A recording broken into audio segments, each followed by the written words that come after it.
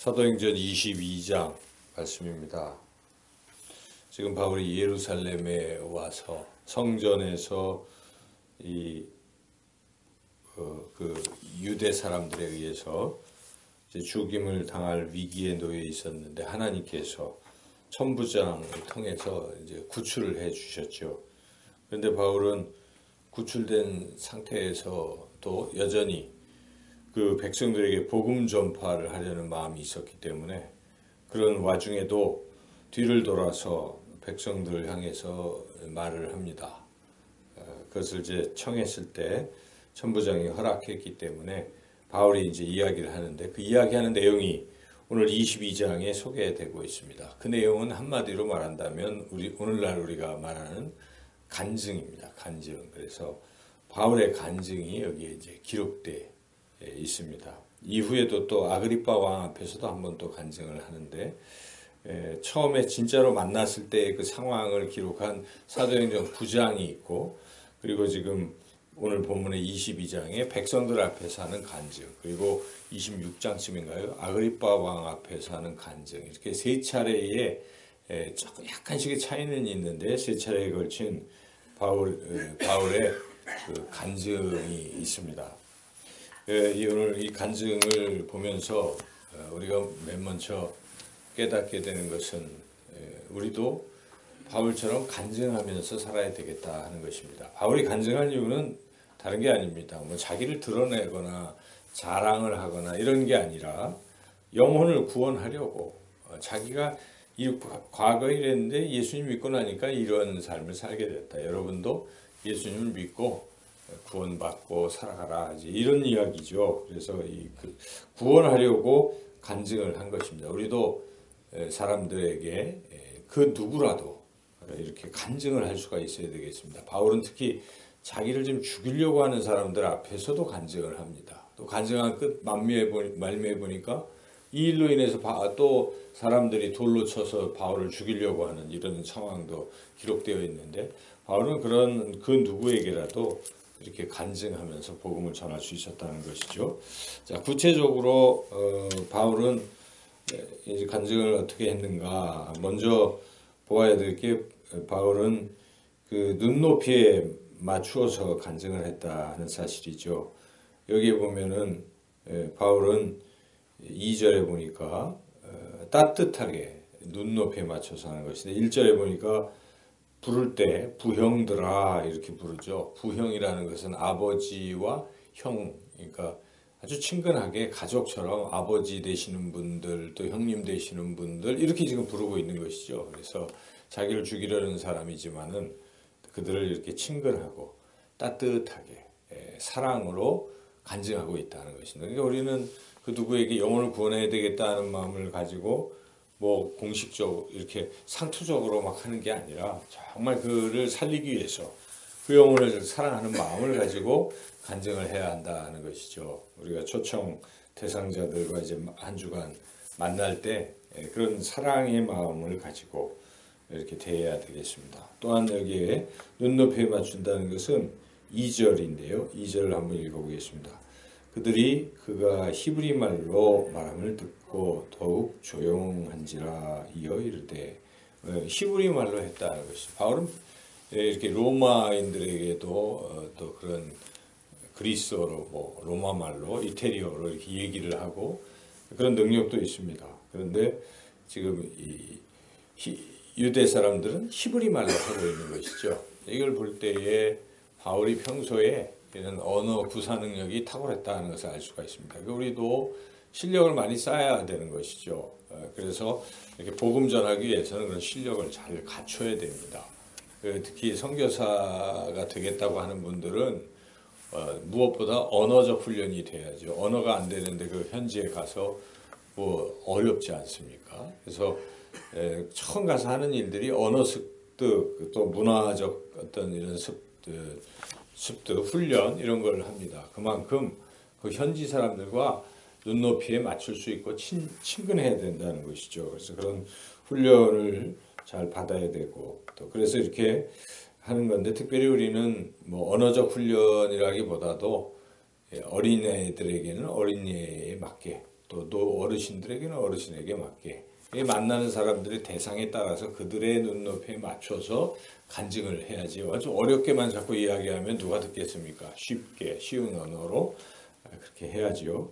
자, 그리고 이제 간증을 하는 내용이 나오는데 크게 세 가지로 나눠볼 수가 있습니다. 간증이라는 것은 예수님을 만나기 이전에 황폐한 삶, 이런 삶을 이야기하는 거죠. 바울도 여기서 과거를 먼저 이야기합니다. 자신은 3절부터 4절까지 그렇게 얘기하죠. 이렇게 나는 이러한 집안에서 태어났고 유대의 이런 율법에 정통한 이런 사람이고 하나님에 대해서 열심히 있었지만은 예수님 믿는 사람들은 죽이려고 하고 박해했었다. 이제 그런 것들을 먼저 이야기합니다. 과거에. 우리가 간증할 때는 예수님 믿기 전에 우리의 좋지 않았던 삶이라든지 또 아주 황폐하고 이런 어떤 의지할 데 없는 이런 허무하고 좌절감 뭐 이런 자신의 그런 상태들이 있지 않겠습니까? 정말 예수님을 안 믿었기 때문에 그렇게 살 수밖에 없었겠죠. 그런 삶을 먼저 이야기하는 이유는 이렇게 예수님 만나서 아주 드라마틱하게 변화되었다는 것을 이제 좀 대조적으로 보여주기 위한 것이죠. 그래서 이제 그렇게 과거 그리고 예수님을 만났을 때의 그 과정도 설명을 해줍니다. 여기 6절부터 보니까 다메섹에서 이 후련히 하늘로부터 빛이 불러비추고 사울아 사울아 왜 박해하느냐 이제 이런 음성을 듣고 이렇게 예수님을 만났다는 얘기하죠. 그래서 우리가 간증의 아주 핵심적인 게 예수님을 만난 순간을 이야기할 수 있어야 되는 것입니다. 그래서 나는 예수님을 그때 이렇게 만났습니다 하고 간증하는 것이죠. 그런데 이제 그 다음에는 만난 이후에 내 삶이 어떻게 변화되었는가 이게 이제 또 중요하겠죠. 거기 그 만난 이후에 바울은 한마디로 예수님 믿는 사람들을 죽이는 사람에서 예수님을 전하는 예수님의 증인이 되었다. 이제 그 얘기를 쭉 하고 있습니다. 그래서 15절 한번 읽어볼까요?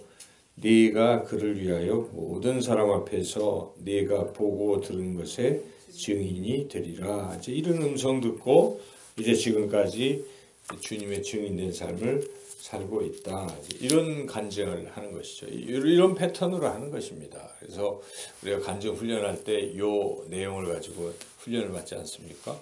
과거, 예수님 만나기 과거, 비포, 그죠? 그리고 만난 이후, 애프터. 근데 만났을 때의 그때 과정, 이 세 가지를 잘 이야기하면서 거기서 중요한 것은 예수님 때문에 내 삶이 얼마나 이렇게 행복하게 변화되었는가, 행복을 전하는 것이니까. 그래야 누구든지 그것을 보고 믿고 싶어 하는 거죠. 우리가 뭐 이런 광고에도 비포와 애프터 보면은 비포는 좀 참혹하잖아요. 애프터는 아주 좋잖아요. 그런 것들을 우리가 증언할 수 있어야 되겠습니다. 그리고 이 간증의 내용 중에서 보니까 참 귀한 것을 발견하게 됩니다. 예수님을 만난 순간에 바울은 어떻게 했는가죠. 바울은 예수님을 만난 순간에 내가 어떻게 해야 되겠습니까? 라고 묻는다는 것이죠. 그래서 여기에 바울은 핍박하고 예수님을 만나서 어떻게 그러면 해야 되겠습니까? 이제 이렇게 여쭙고 있죠. 그래서 그 부분이 참 중요하죠. 10절을 한번 읽어볼까요? 내가 이르되 주님 무엇을 하리까? 무엇을 하리까? 저는 이 말씀 참 은혜를 받았습니다. 저는 과거에 예수님을 만나고 뭐 그랬을 때 이런 질문을 잘 안 던진 것 같아요. 주님, 제가 이 주님을 만났으니 이제 무엇을 하고 살아야 될까요? 이런 질문을 안 한 것 같아요. 그냥 예수님 만났으니 구원받고 행복하게 사는구나에 어떤 초점을 맞추었지 구원받은 사람으로서 이제 주님 어떻게 살았으면 좋겠습니까? 이런 질문을 좀 던지는 게 중요하다 하는 것입니다. 그래서 제가 나중에 늦어서 이제 40을 바라보는 그 순간에 은혜를 깊이 받고 이렇게 40일 사순절 아니죠. 40일 특별 새벽 기도회 때 은혜를 받으면서 주님, 제가 무엇을 하고 살아야 되겠습니까? 주님을 위해서 어떻게 살아야 되겠습니까? 하는 그런 진지한 질문을 하게 되었던 것 같습니다.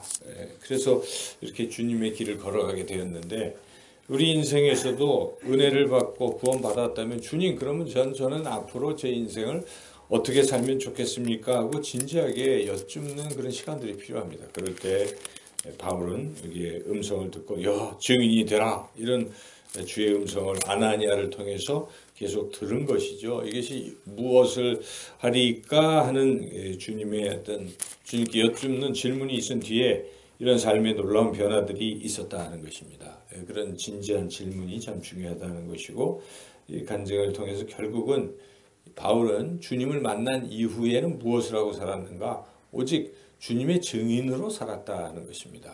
처음 사도행전 1장 8절에 주님께서 이 제자들에게 120문도에게 하신 말씀이 너희가 오직 성령이 너에게 임하시면 너희가 권능을 받고 예루살렘과 온 유대와 사마리아와 땅끝까지 이르러 내 증인이 되리라 하셨던 그 약속의 말씀이 이제 사도 바울에게도 동일하게 이렇게 주어지고 있지 않습니까? 아까 읽은 15절에서 증인이 되리라. 결국 증인이 되는 것입니다. 구원받은 사람은 다른 게 아닙니다. 내가 매일 증인 되리라, 빛의 사자로 그렇게 살아가는 것이 주님의 뜻이에요. 다른 게 주님의 뜻이 아닙니다. 주님은 우리를 구원하셨기 때문에 하나님 나라에서 영원토록 살게 하실 것입니다. 그런데 잠깐 이 땅에 우리를 살려두시는 것은 할 일이 있어서 그러는 것이고, 그 할 일은 다른 게 아닙니다.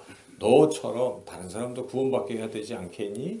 내 증인이 되라 하는 것입니다. 우리가 4.5 부활절 이웃초청잔치 한 주 남겨놓고 있습니다. 이 중요한 시기입니다. 날마다 증인이 돼야 되지만 이렇게 하나님께서 특별한 프로그램을 만드시고 이 시간에 집중해서 전도하라는 것입니다. 그래서 집중해서 전도를 해야 되는 것이죠. 그래서 초청 대상자 정하셨으면 이 한 주간은 최선을 다해서 그렇게 사랑으로 잘 초청해서 그들이 구원받을 수 있도록 이렇게 증인된 삶을 살아가시기를 주님의 이름으로 축원합니다.